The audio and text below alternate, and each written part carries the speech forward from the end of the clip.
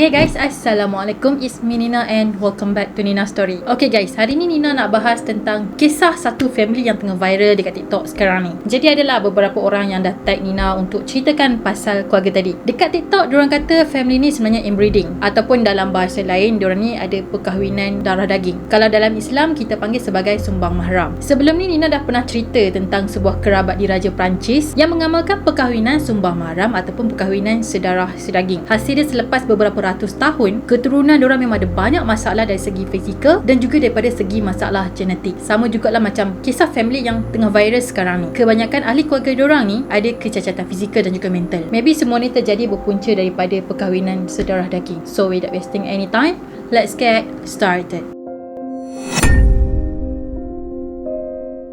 Family yang Nina masukkan adalah sebuah family yang dikenali sebagai Whittaker. Jadi diorang ni telah tinggal di bandar Ord yang terletak di luar bandar Virginia Barat. Keluarga Whittaker sebenarnya adalah keluarga yang berketurunan daripada British. Dalam family diorang ni masing-masing ada masalah, kekurangan upaya termasuklah daripada segi fizikal dan juga mental. Ada sesetengah daripada diorang ni yang boleh berkomunikasi melalui rungutan je. Maksudnya diorang memang tak boleh bercakap macam manusia normal. Mungkin kalau macam diorang nak makan ke apa nak macam tu lah kot, dia macam tunjuk gaya isyarat lah kan. Dah nak bercakap pun tak boleh. So diorang macam tu lah kot kan. Nina pun tak tahu macam mana. Bukan tu je tau, disebabkan masalah-masalah yang diorang ada ni, kebanyakan daripada family ni memang tak pergi ke sekolah. Jadi adalah seorang wartawan yang telah datang temu ramah keluarga ni pada tahun 2004. So wartawan tadi telah menggambarkan family Whittaker ni sebagai sebuah family yang dahsyat yang dia pernah jumpa. Keluarga ni juga sebenarnya mendapat banyak pengiktirafan antarabangsa. Tapi itulah sebenarnya banyak lagi misteri tentang keluarga ni. Itu pun lepas wartawan tadi datang interview diorang dan masukkan kisah diorang ni ke dalam sebuah buku yang bertajuk Created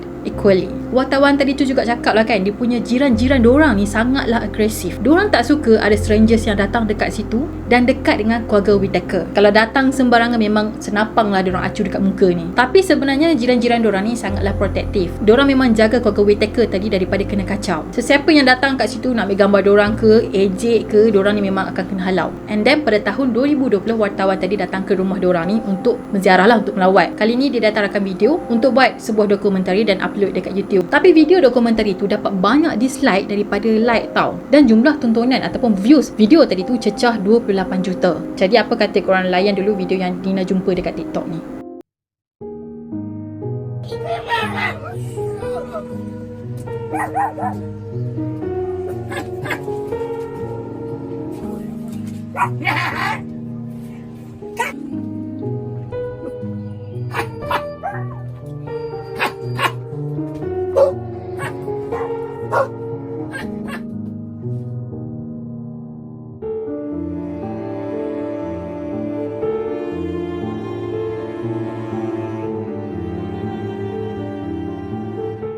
Dalam video dokumentari tadi tu, wartawan tadi dia bercakap dengan 3 orang adik-beradik daripada family Whittaker ni yang bernama Betty, Lorraine dan juga Ray. Nina lupa pula nak beritahu kat korang nama wartawan tadi. Nama wartawan tadi adalah Laita. Jadi Laita ni pun tanyalah dekat Betty, betul ke yang family diorang ni memang mengamalkan perkahwinan sedarah sedaging macam tu kan, perkahwinan sumbang mahram. Tapi Betty memang tak jawab, dia memang rahsia. And then setahun kemudian pada tahun 2021, Laita tadi follow up baliklah family tadi. Kali ni Betty mengaku yang parents diorang ni memang ada pertalian darah dan diorang ni merupakan sepupu yang pertama. Jadi maksudnya mungkin diorang ni sepupu pertama and then kahwin. Ayah dia merupakan seorang pelombong arang, manakala mak dia adalah suri rumah. Tapi wartawan ni kata keluarga ni macam terlalu berahsia tau. Diorang macam tak nak cerita sangat. So sekadar sikit-sikit tu boleh lah. Masalah-masalah yang dihadapi oleh penyakit ni, diorang memang tak pernah dapatkan rawatan yang sepatutnya lah dekat hospital. Mungkin disebabkan kehidupan diorang ni terlalu miskin dan hampir tak ada apa-apa untuk diorang ni teruskan hidup. Nak jumpa makanan dalam rumah diorang ni pun susah guys. Hidup diorang ni boleh dikatakan sebagai miskin tegar lah. Ada beberapa ahli keluarga tadi yang mempunyai pakaian, tapi kehidupan diorang ni hidup dalam keadaan kotor. Baju yang diorang pakai tu memanglah sangat comot dan kotor. Jadi masa proses dokumentasi ataupun masa proses temu ramah tu kan, diorang pakai pakaian macam tu lah. Jadi kalau nak ikutkan etika, macam pakaian yang tak berapa sesuai lah kan. Tapi disebabkan diorang ni miskin dan susah, jadi itu je yang ada, pakaian kotor tu je yang ada. Jadi itulah yang diorang pakai. Bila Laita ataupun wartawan tadi tu tanyalah kan, apa yang menyebabkan diorang ni ada masalah kecacatan daripada segi fizikal dan mental, terutamanya kenapa diorang ni macam ada masalah mata, macam mata diorang rosak gitu. tu. Tahu tak apa jawapan diorang? Diorang anggap benda tu mungkin efek daripada pelombongan arang batu. Macam yang Nina cakap tadi tu lah, keluarga ni memang sangat berahsia dan diorang memang susah nak buka cerita pasal family diorang. Jadi tak banyaklah info ataupun maklumat yang Nina tahu pasal keluarga ni. Cuma bila orang tanya kenapa diorang lahir macam tu ataupun kenapa fizikal diorang macam tu, ada masalah itu ini kan, diorang akan cakap yang penyakit diorang ni adalah penyakit keturunan. Sebenarnya kan Laita datang kat situ bukan setakat temu ramah, bukan setakat nak dokumentarikan kisah diorang je, tapi dia datang situ pun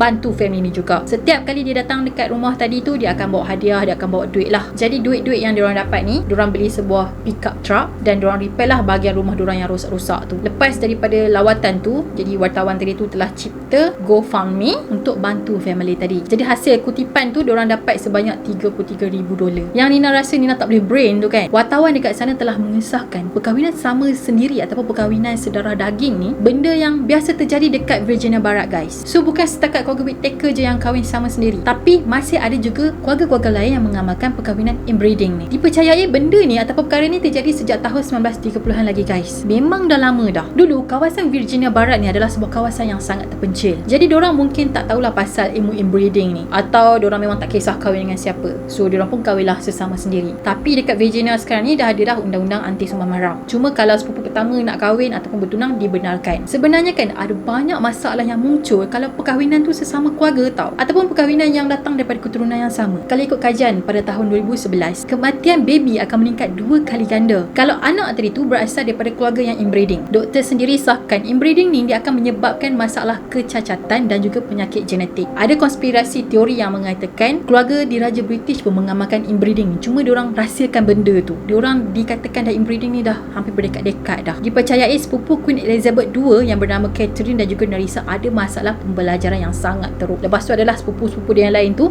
ada masalah yang sama juga. Lepas tu diorang telah disembunyikan dan meninggal dalam keadaan yang tak sepatutnya lah. Biasanya kerabat diraja ni akan rahsiakanlah benda ni daripada pengetahuan umum. Kalau tak, memang reputasi diorang ni akan jatuh sebab diorang ni ada kecacatan genetik. Jadi macam tercemar lah kemuliaan diorang, kesucian diorang ni sebagai keluarga diraja. Okey, berbalik kepada keluarga Whittaker tadi. Diorang ni sebenarnya dipercayai telah dikawal oleh timbalan menteri. Tapi yang pelik tu, diorang ni memang dibiarkan hidup susah. Nak makan pakai pun susah guys. Diorang cuma dikawal tapi bantuan tu tak dapat kat diorang. Macam kita sekarang lah, rakyat bantu rakyat. Lagi satu, family ni dia berketurunan British.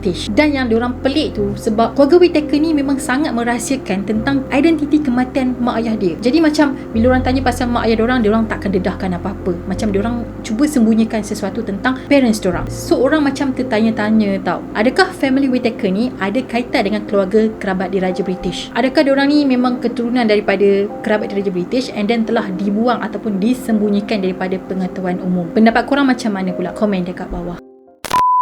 Alright guys, itu sajalah maklumat yang Nina dapat tentang Whittaker family. Memang tak banyak sebab bila wartawan pergi interview diorang pun, wartawan ni memang sangat rapat lah dengan family ni. Even dia tanya pun, dia pun tak dapat banyak maklumat sebab diorang macam merahsiakan sesuatu. Lagipun ada sebahagian daripada family ni yang tak boleh bercakap kan, cakap pengguna bahasa isyarat, merungut macam tu untuk nak something. Jadi agak misteri jugalah family ni. Nina nak tahu pendapat korang. Adakah korang percaya yang keluarga tadi ni ada kaitan dengan kerabat diraja yang mengamalkan inbreeding and then bila dah cacat genetik macam tu diorang buang, diorang sembunyikan keluarga diorang yang ada masalah genetik ni. Tapi tak mustahil juga kalau benda-benda tu terjadi kan. Biasalah kerabat diraja, diorang merasakan diorang ni suci kan, jadi diorang mesti nak sembunyikan keturunan diorang yang ada masalah genetik daripada orang awam. Mungkin benda tu boleh menjatuhkan reputasi diorang sebagai keturunan diraja. Nak tahu pendapat korang? Komen dekat bawah. And yeah, that's it for today. Nina harap korang suka dan enjoy dengan cerita Nina pada kali ni. Pada korang yang belum lagi subscribe, make sure korang subscribe dulu tau. Dan follow Nina di Instagram. Kita akan jumpa lagi in next video. Bye bye. Assalamualaikum.